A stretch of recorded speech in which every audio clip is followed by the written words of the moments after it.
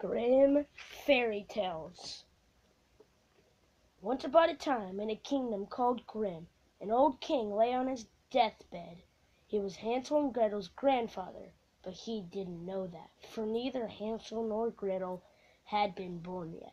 Now hold on a minute. I know what you're thinking. I am well aware that nobody wants to hear a story that happens before the main characters show up.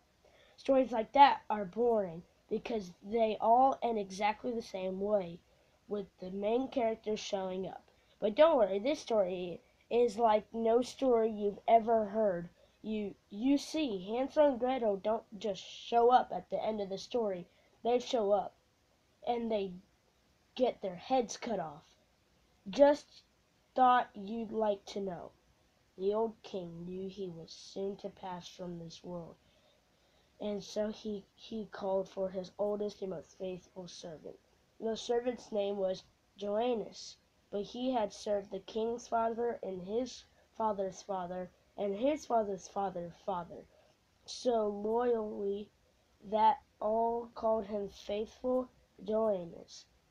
Johannes tottered in on bowed legs, heaving his crooked back step by step and leering with his one good eye. His long nose sniffed at the air, his mouth puckered around two rotten teeth, but despised the gro- gro- grotesque appearance.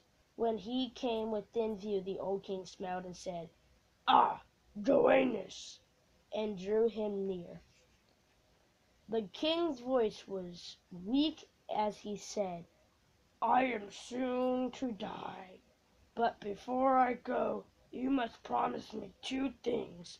First, promise that you will be as faithful to my young son as you have been to me."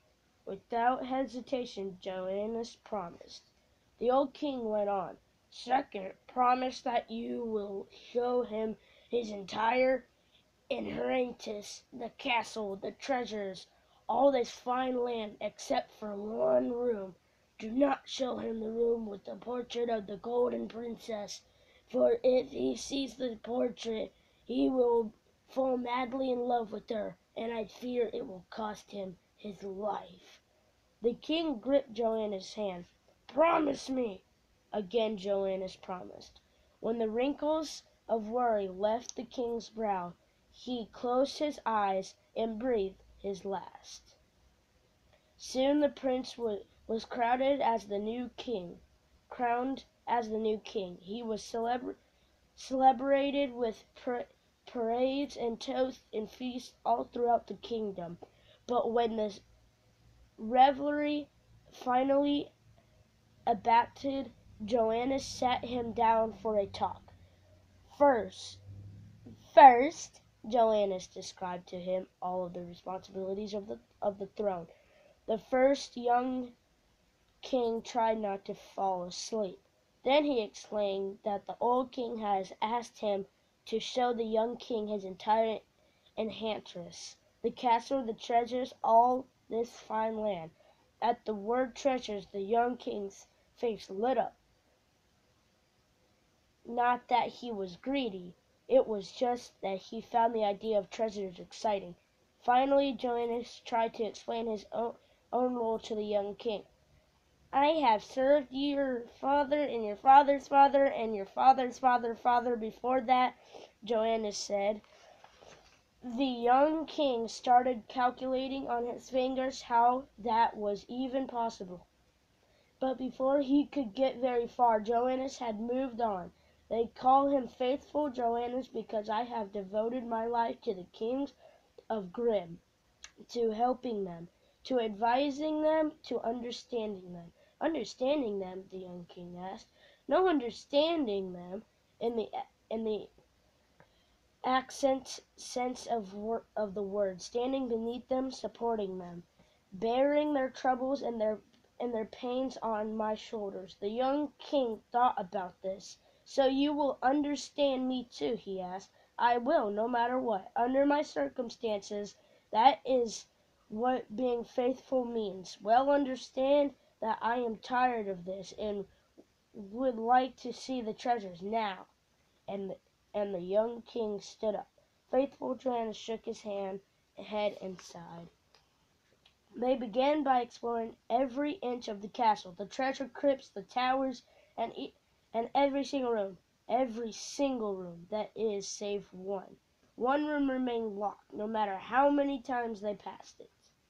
Well, the young king was so full he noticed this, and so he asked, "Why is it, Johannes, that you show me every room in the palace, but never this room?" Johannes squinted his one eye and curled up his puckered two-toothed mouth. Then he said, "Your father asked me not to show you that room, your highness. He feared it might cost you your life." "I'm sorry. I need to stop for a moment. I don't know what you're thinking right now, but when I first heard this part of the story, I thought, what?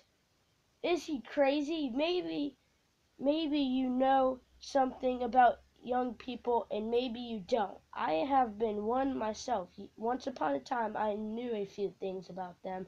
One thing I know is that if you don't want one to do something, for example, go into a room where there's a portrait of an unbeardly beautiful princess saying it might cost you your life, it is about the worst thing you could possibly say, because then that's all the young person will want to do.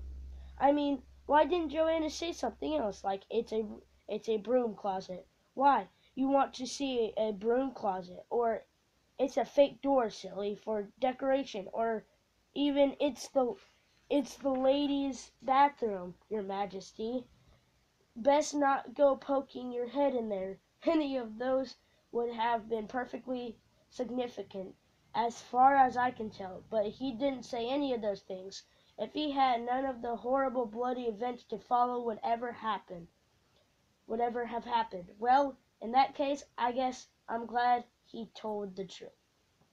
"Cost me my life," the young king proclaimed with a toss of his head. "Nonsense," he insisted.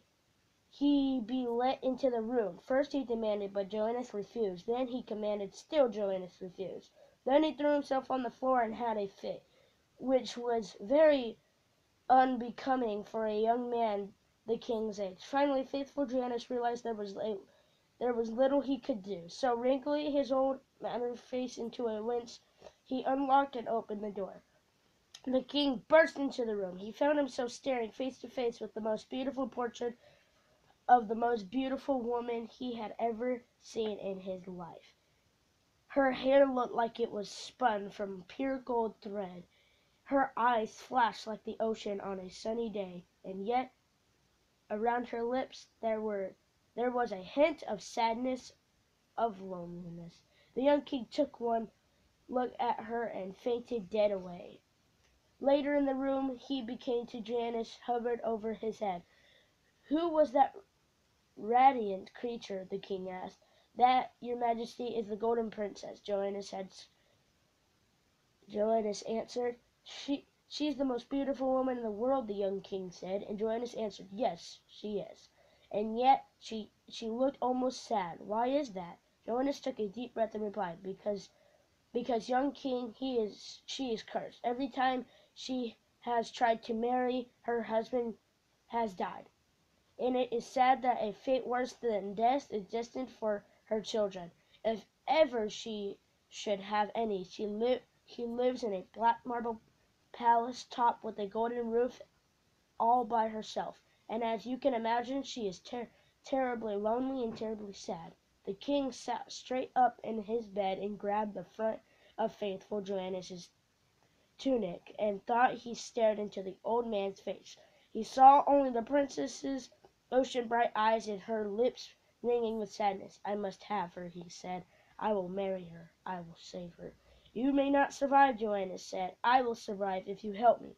If you are faithful to me, if you understand me, you will do it." Johannes feared for the young king's life, but he had understood the young king's father and his father's father and his father's father's father. Before that, he could What could he say? Johannes sighed. I'll do it.